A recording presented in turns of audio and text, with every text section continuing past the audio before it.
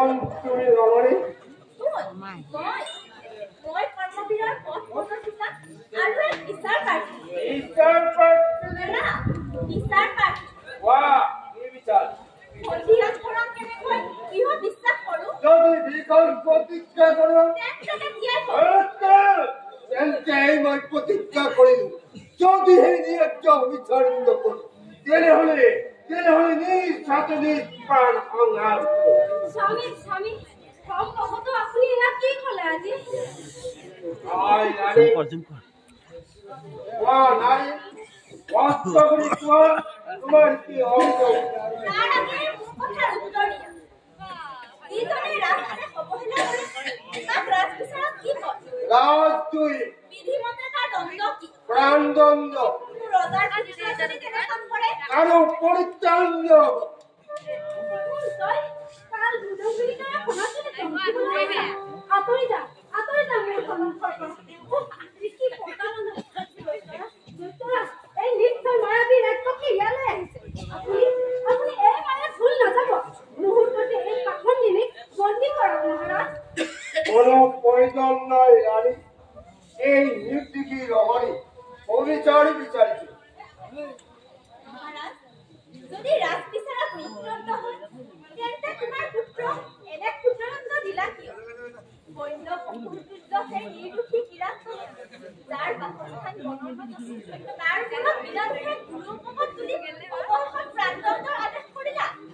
কাৰণ আনৰ পুত্ৰ সেয়ে বহুত ব্যথা নালাগিল আৰু নিজ পুত্ৰই গুৰু অপৰাধ কৰিছে তথাপি মৃত্যুদণ্ড দিবলৈ তোমাৰ বহুত ব্যথা লাগিছে কিয় ৰজা? চমৎকাৰ তোমাৰ বিচাৰ। তুমি অতি সূক্ষ্ম বিচাৰ কৰিব লাগে। তুমি অপৰাধী, গতিকে তোমাৰ মৃত্যুদণ্ডৰ আদেশ কৰিলো।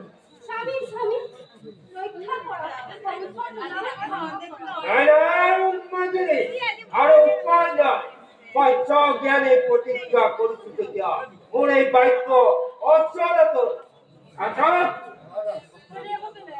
এই মুহূৰ্তে বন্দী কুমাৰক মধ্যমন্দিৰে লৈ যোৱা। কৃষ্ণ ঘৰকে তাৰ নিশ্চিন্ন কৰিছে পৰ্বতৰ আগতে মন্দ তোমাদেৰ মৃত্যুদণ্ড ধৰিবলৈ মাত্ৰ শক্তি নাই। তোমাৰ এই কঠিন আদেশ পালন কৰিবলৈ মই নিতান্ত ঐক্য। তুমি দিয়া গুৰুবাৰ ত্যাগ কৰি জনমানৱে বিদায় দিওঁ। বিদায় মহাৰাজ।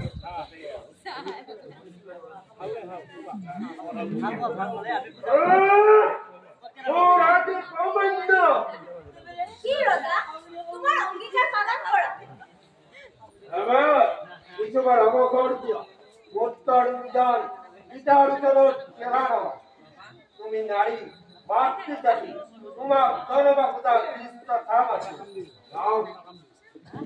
এই বাইরে কোন আছে? তুমি বড় রাজ অঙ্গীকার রক্ষা করবে।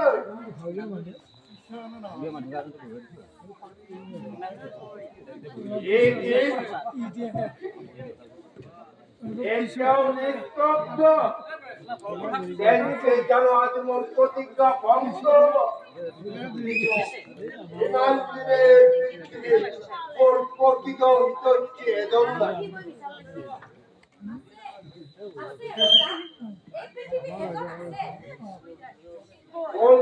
যুবক মই ৰাজভক্ত প্ৰজা আপোনাৰ পৰা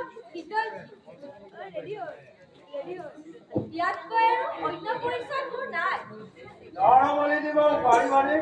নিশ্চয় পাৰিম। ৰজাৰ কুমাৰ মোৰ কাৰণে ই তুচ্ছ কাম। কোৱা ৰজা, সেই বুদ্ধভূমিকৰ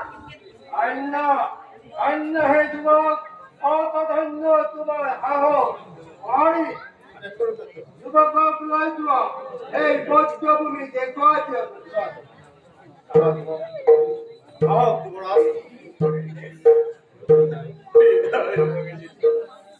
বিদায় পিতা, বিদায়।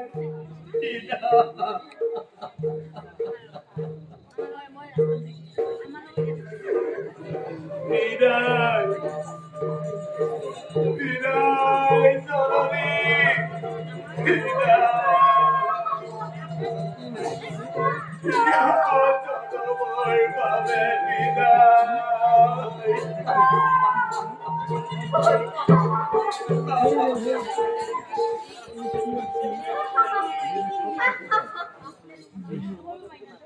তুমি রামণী কর্মরক্ষিতার পুণ্য করি এটা তোমার পরিচয় নিয়ে কোন দিয়ে যুদ্ধ করা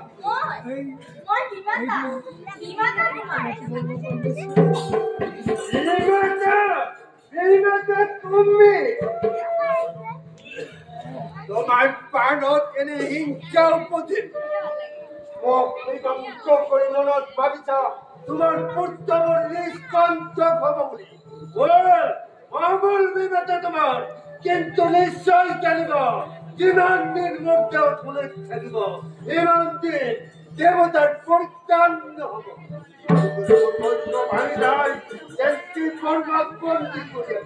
কোন দিন মতে সিদ্ধান্ত করি